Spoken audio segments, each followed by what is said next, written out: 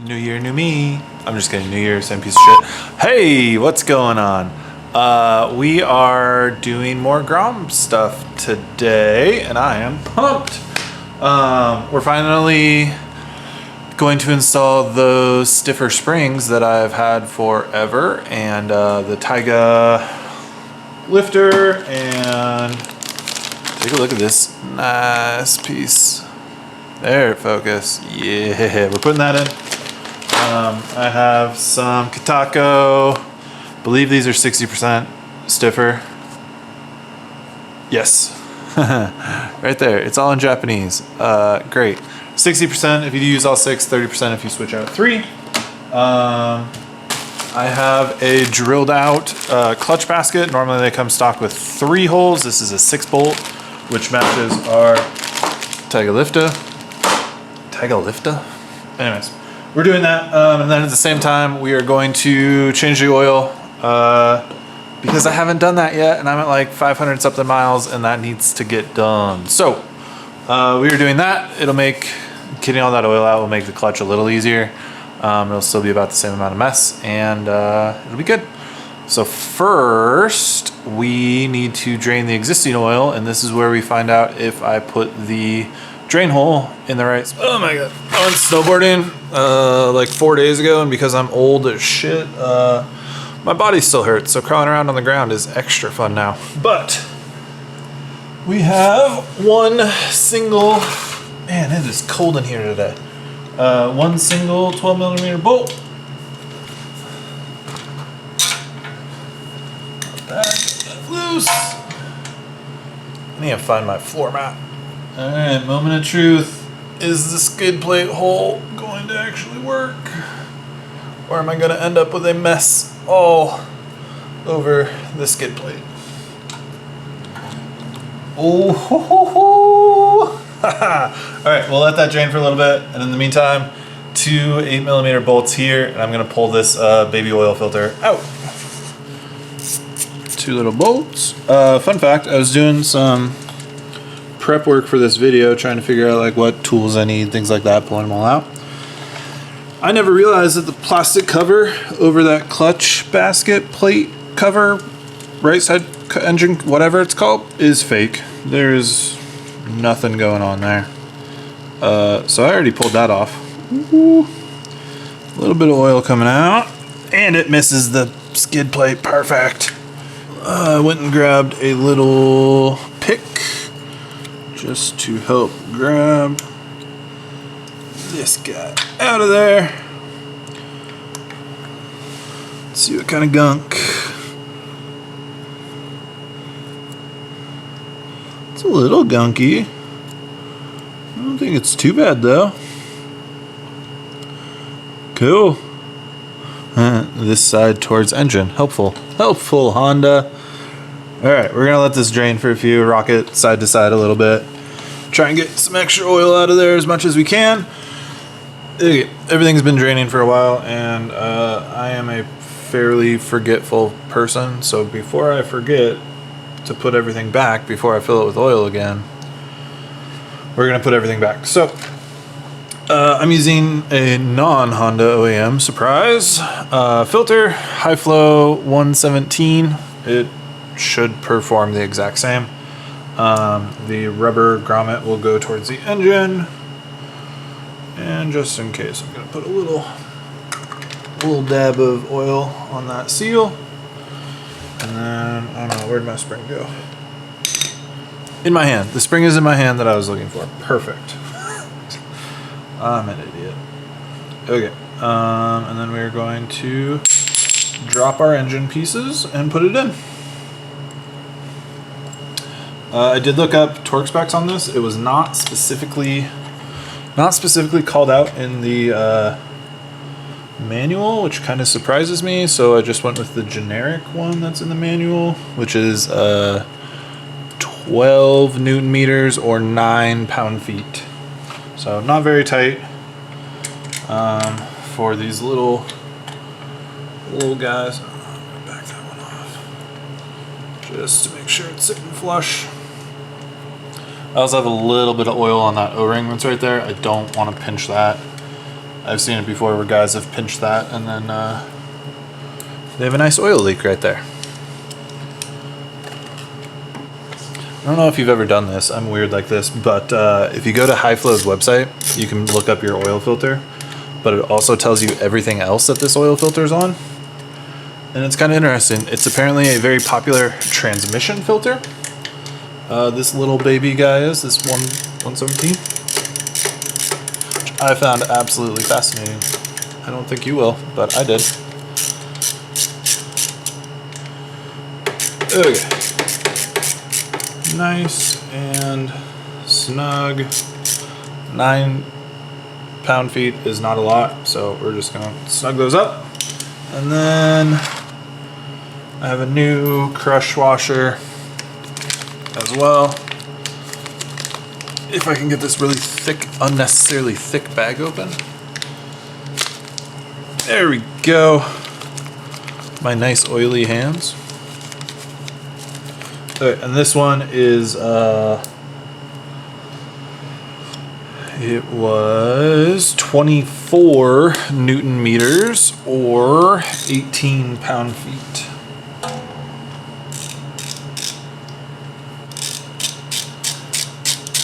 Those of you that have a magnetic drain plug, I'm curious, when you went to change your Grom oil, how much was actually on there? My BMW has one. Grom does not. BMW has, I mean, just a little bit of shmoo, but not enough that I've ever been like, oh, this is absolutely necessary. So I'm curious to hear if you actually think it is necessary. So,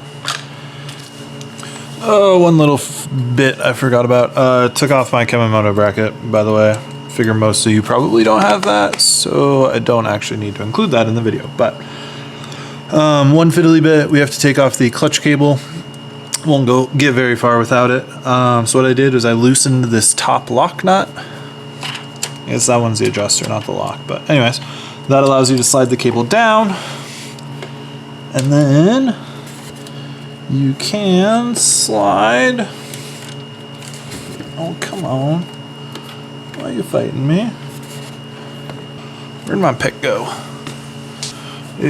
Harbor Freight sells a pack of metal dental picks, not their little orange handled ones, but actual like metal handled ones that are worth their weight in gold for fiddly shit like this.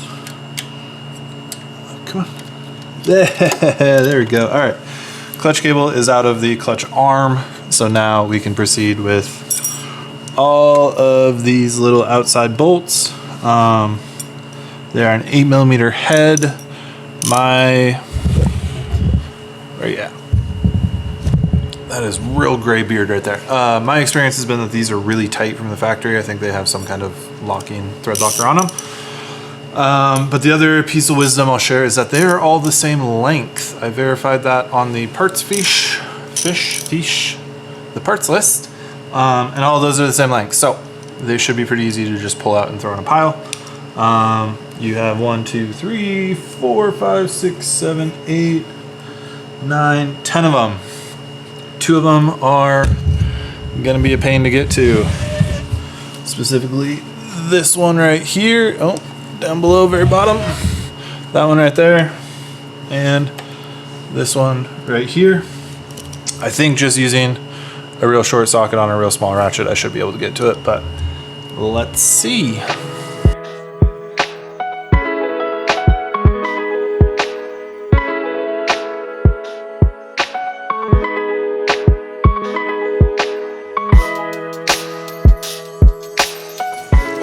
There you are. Hi. Oh. A couple things to note before we pull this cover off. One, there probably is still oil behind it, so make sure you protect your floor wherever you're working appropriately. And 2, there are locator dowels on there, so you won't be able to like get a whole lot of movement. Generally, a little bit of a rocking will help pull that off, but we'll see how it goes now. Oh, that was super easy. Incredibly easy. Okay. Go. Ta-da, it's off. before we start digging into the clutch, we're actually going to pull this little guy right here. This is our oil filter screen. Those with older gen Groms are probably very familiar with this since it doesn't have an oil filter, it just has a screen. Mine's got a little shmoo on it. I'm just going to give it a quick blast with brake clean and slide it back in. When you put it back in, note that it does have a direction to it. The little lip, the top side of the lip should be at the top of the slot. Screen's cleaned, back in place. Now we're going to work on the actual clutch itself. We are going to lift this lifter plate off. You can see this one only has the 3 original bolts. It doesn't have all 6. If you go to stronger springs without replacing that plate, you might be fine, or you might snap one of those and bits of metal in the engine rolling around in a moving part. Probably not great. So cheap insurance to just replace it while you're replacing everything else, which also means that you have to do the basket itself. That is also drilled for 6 holes instead of 3. The posts are there, but they're not drilled and tapped. You can do this yourself. Big truck going by. You can do this yourself if you want to, drilling and tapping it, if you have that knowledge, skills, and ability, or most places that sell the lifter plates also sell pre-drilled, pre-bolted, whatever. So we're gonna take this off. I have the bike in gear because this wants to move. It's supposed to move, you know? And I don't really want it to move because I'm trying to loosen things in a rotational manner.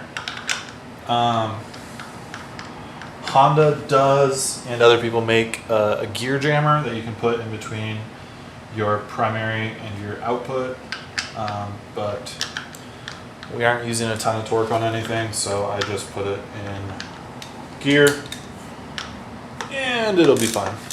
If you're really trying to do it by the book, use a gear jammer. So I'm going to loosen these. Just go a couple turns on each one at a time.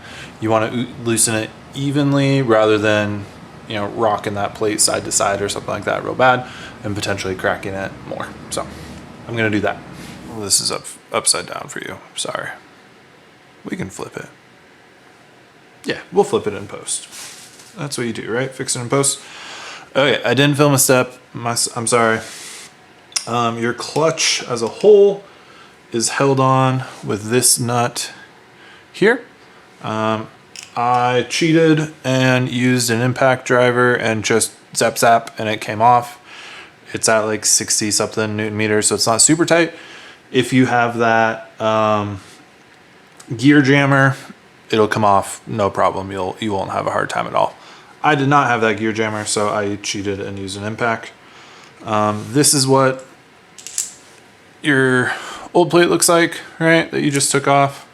I will be reusing these screws, but I will not be reusing my stock clutch springs, so those are going to get set aside so I don't confuse them with my new ones. Tyga has a kit that comes with like your gasket, the lifter plate, a new drilled out inner basket. I went ahead, I had a parts order a while back and bought the bearing that your clutch arm rides against, piston, whatever moves when you pull your clutch lever. I didn't know how pressed in this would be, so I just bought a new one. We'll reuse this one though and keep this as a spare. And this should be, oh my god, sitting crisscross applesauce on a concrete floor. Applesauce, yeah, that's what we're calling it. Okay, so I'm going to be very careful to keep everything facing the correct way as we go. Reusing this. I've heard a lot of horror stories of people pulling their clutch apart and it not going back exactly correct. So we're going to pull out our clutch stack as one unit and set that off to the side. That way we don't have to worry about any of our pieces coming out of alignment. Cool, so should be good to go. I'm just gonna give this a nice light coat of oil, just so clutch is not riding dry when it goes back in. Put our new face in there.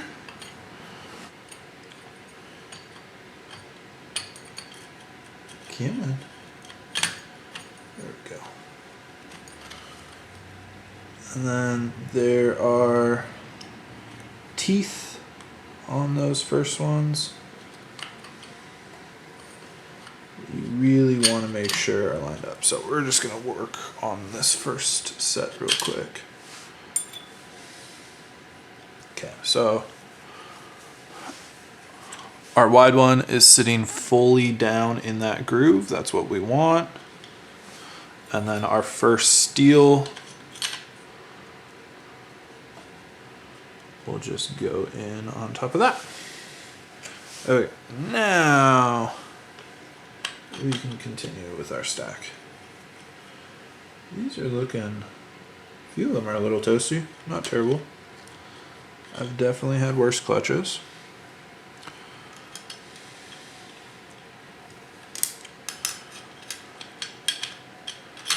There we go. The inner three are different than the outer two. I think I was wrong. I was referring to it as wide and wide tabs on the outside. What I should have been saying is wide friction material on the inside. The first and the last one have a lot more friction material on them, just to help with that clamping. Cool. Great, we are fully rebuilt. I'm gonna take just a second and line up all of my teeth. And then we're going to put in, this came out stuck, which is great. Put that washer back in. And then we will put in our basket and hope that it all lines up.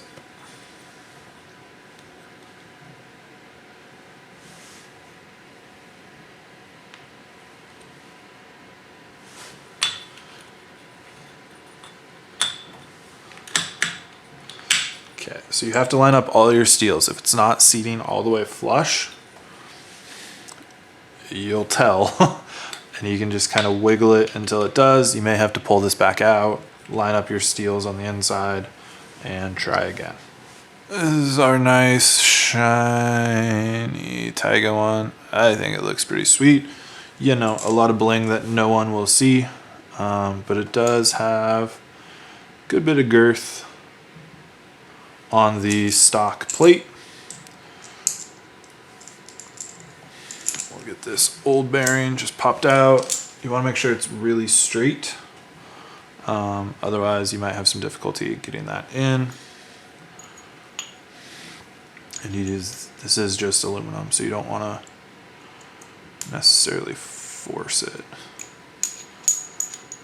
As soon as I shut the camera off, it went in just fine. So we're good there. All right.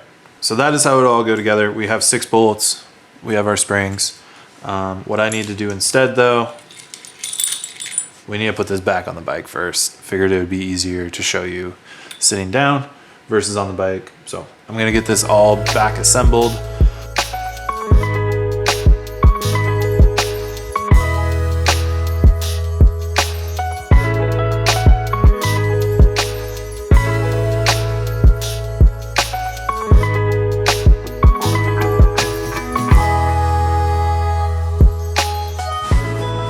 Okay, we are back in. I only smashed my finger once, which is great for me. Tightened all these up in a like crisscross pattern like you would a car tire, just to keep that pressure even on the plate. They do bottom out.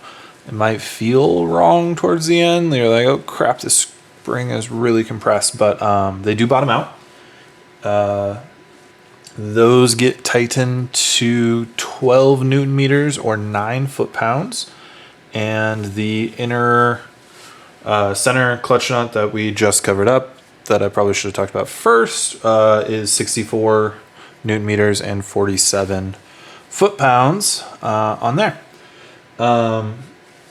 Just to note, like 9 foot-pounds is not much. It's going into aluminum. You don't want to strip that out. It is basically, snug on a like 3/8 inch length ratchet. So before we put our side cover back on, a few things I want to note. There is a proper direction for this. I think I said that earlier, but in case I didn't, covering it now.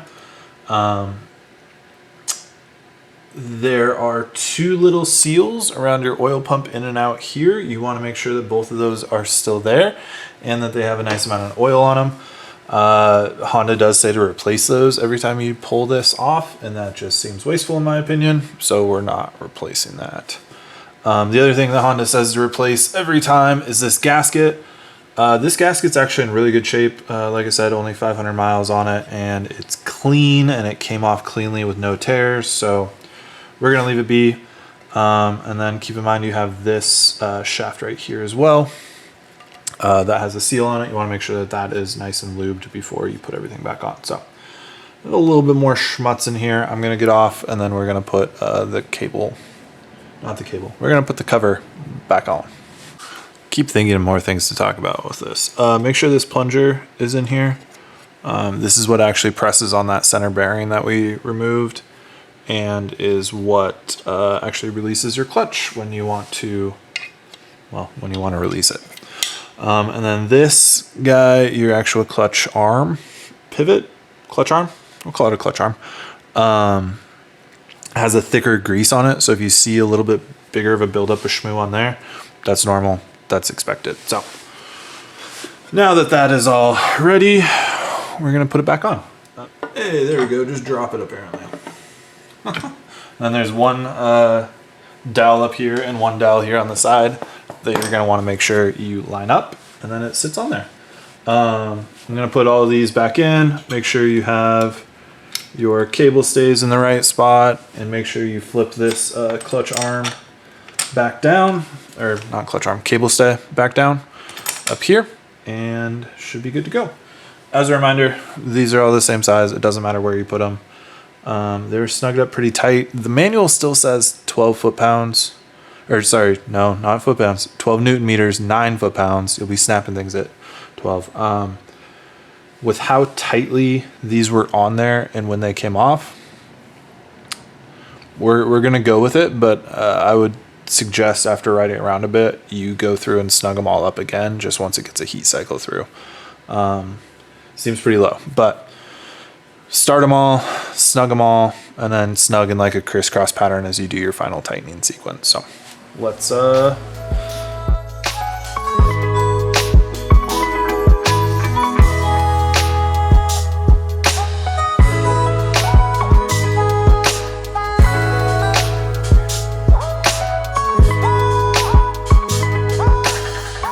everything is snugged up. Now I'm going to put my clutch cable back on. Flip that little bracket towards you first, and then there's a slot for you to slide the cable through. Hopefully I will be able to do it.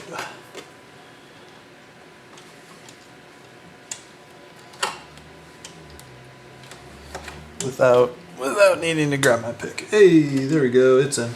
Cool, now that that's in place, I didn't move that bottom nut when I first removed it, because if I don't remove it, then I have a nice,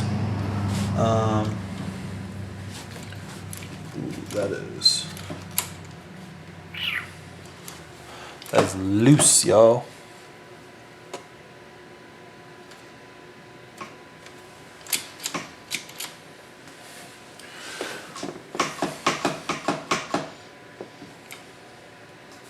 Something's wrong. Let's figure it out. Learn from my mistakes. 2 things. 1, make sure that the inner clutch basket is properly aligned with your steel discs. Otherwise, your lifter plate will not. That lower inner clutch basket will not fully seat. with your lifter plate. I might be using the wrong terms there. Before you put your inside parts back in, make sure all of the inner splines are fully lined up. Otherwise it won't seat, and then you won't have any clutch pressure at all. So I just took this all the way back apart, and then, you know, it's fun. If you want to check real quick, before you put any of the bolts and stuff in, just reattach your clutch lever cable, and then just give it a quick tug. If there's no pressure, or if you can't move it, something's wrong. And if the arm, you can move a little bit, and then the lever feels better, then you're good to go. The lever feels amazing already, and I'm gonna snug everything up and make sure I'm good to go. Also, while I had it apart, again, took thumbnails, important part of this that I had forgotten to do, so wasn't all for nothing. But also did properly torque things. I figured with how fast that's spinning and how important it is, maybe I should actually torque it. I wasn't far off. It was a little tighter than I expected, so we were good there. And now I'm gonna finally put everything back together. Okay, everything is back together. I just need to add in my oil and then set the clutch tensiony thingy doodle. One thing I am doing real quick though, so there's this plastic cover over the clutch. It's just case saver. I honestly am surprised that Honda put it on there to begin with. Maybe they expect a lot of people to tip over on that side. I don't know. Thought about not putting it back on, but also didn't really want to run with a bunch of open bolt holes in my crankcase. So let me spin you around real quick. So what I've done, white spray paint, put it into a little pie dish, and then I have my giant cotton swab. Spray the spray paint into the dish, and then just use it to basically as a sponge, and I just want to fill in all these depressions in here until they're completely I'm not focused on the right thing. That's what I get for not paying attention to what I'm doing. Fill in all of the Honda depressions. We're gonna let that dry. We'll come back and we should just be able to like wipe off the top of it using some isopropyl alcohol or something like that, and actually just have all those letters filled in white. And it should look pretty cool. Let me see. I have done that before, but in black. I don't know. You aren't going to be able to see that there on the case of my CB750. So kind of the same thing, but also not. Okay, camera is running out of batteries. We got to be quick. Oil is 0.9 liters or 1 quart. This bottle happens to be 1 liter, so I need to not put in 100 milliliters of it ish. This is also 10W40. The manual states 10W30, so a little thicker, but shouldn't impact really anything. It's what Steady Garage stocked, so that's what I bought, and just realized now that it was the wrong viscosity. You probably noticed this little guy. I love these Liqui Moly bottles. They all have like built-in basically funnels. Also what I use in my BMW, and it also has a built-in funnel. They're freaking sweet. Anyways, I'm easily impressed. So I'm gonna put this in. I'm actually probably gonna pour out about 100 milliliters and then just empty the bottle in there. That seems easier than trying to like read the line on the side when I have this nice graduated cup. So we're gonna do that and then we're done, hopefully.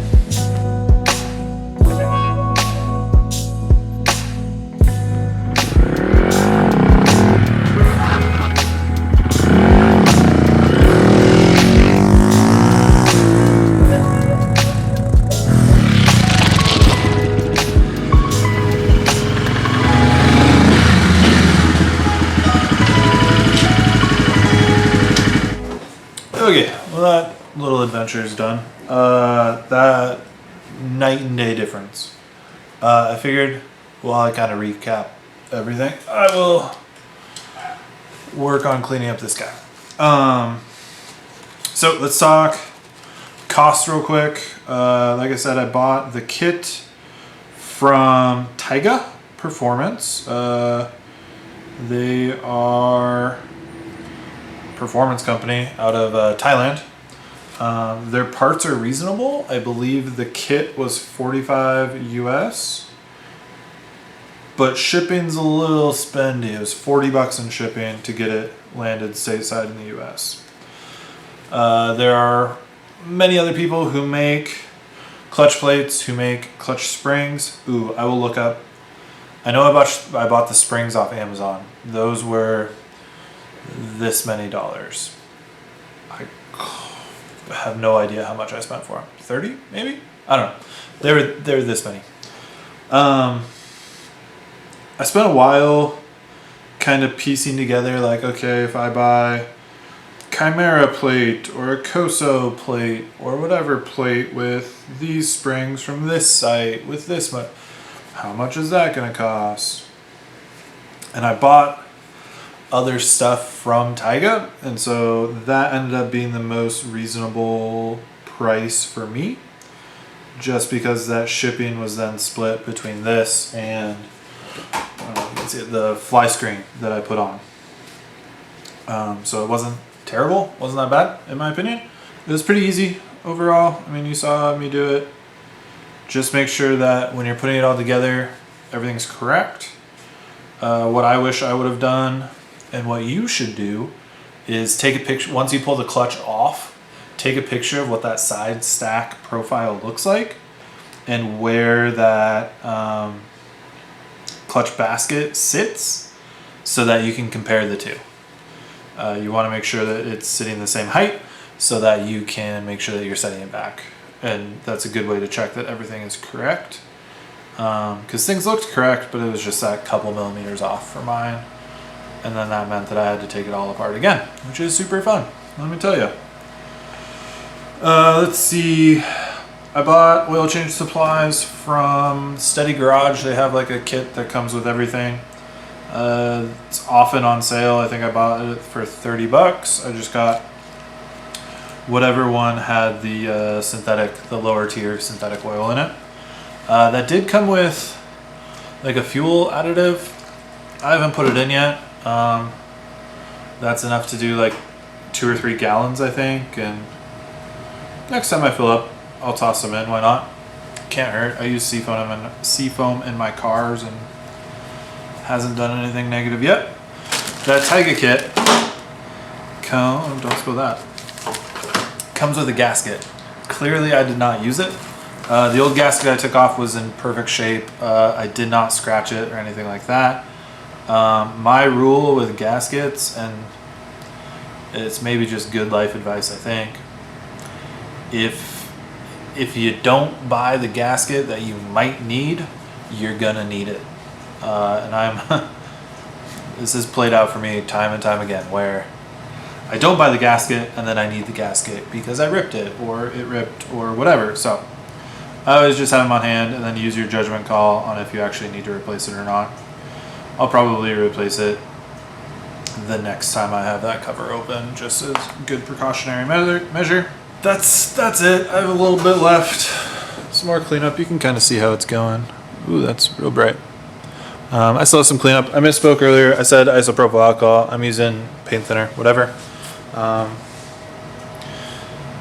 And yeah, feels great. Did some baby wheelies. I'm terrible at wheelies still, so I kept them mild and tame. For the cost, I absolutely would recommend this upgrade for what it's worth. I don't think you have to do it if you're just being nice, but if you have any inkling that eventually you might want to try and learn how to wheelie, which, shout out 2024 goal, learn how to wheelie, then I would say, yeah, just buy the parts. They're cheap parts. Takes an afternoon. I started at about 1 o'clock and it's 5:30 now, and that's with a bunch of breaks, and filming makes everything take longer, and side projects, you know, the usual. So yeah, I figure if I wasn't filming, this would be an hour-and-a-half job, tops. And then make sure you adjust your clutch correctly, and that's about it. Yeah, I don't know what I'll do next. Oh, I do know actually. I have another set of parts coming from Partzilla, assuming that they get in stock soon, from yet another Honda bike. So once those get here, I will share, but I'm gonna keep it a secret for now. So see you on the next one, and thanks for watching. Bye y'all.